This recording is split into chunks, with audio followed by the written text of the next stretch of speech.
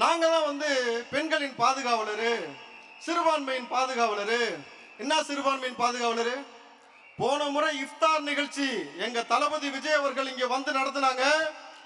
இந்த மார்க்கத்துக்கு கண்ணியம் கொடுத்தாங்க. தொழுதார்கள். அவர் உழைச்ச பணத்திலிருந்து எல்லாருக்கும் உணவு கொடுத்தாரு. அது ஹலால். புரியுதுங்களா?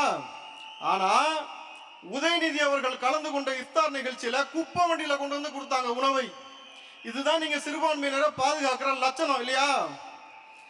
இங்க இருக்கக்கூடிய பெண்களுக்கு பாதுகாப்பு துப்புக்குள்ள, இங்க இருக்கக்கூடிய கனிம வளங்கள், இயற்கை வளங்கள் திருடாம இருக்கிறதுக்கு துப்பு இல்ல. இங்க இருக்கக்கூடிய மக்களை பாதுகாப்புறதுக்கு துப்பு கிடையாது. ஒவ்வொரு அமைச்சரும் சார், யாராவது அமைச்சர் பணத்தை கொண்டு போய் பிணவரில் ஒளிச்சு வச்சு பார்த்திருக்கீங்களா? மீண்டும் அவர்களுக்கு வாய்ப்பு கொடுக்குது திமுக. என் வீட்டு சாமானிய பிள்ளைகளுக்கு எந்த ஒரு பாதுகாப்பு கொடுக்காம கேட்டா நீ ஆலமரங்கிற. இந்த முறை ஆலமரத்து வேர்ல உப்பை போட்டு தண்ணியை ஊத்தல. அதுக்கப்புறம் பாரு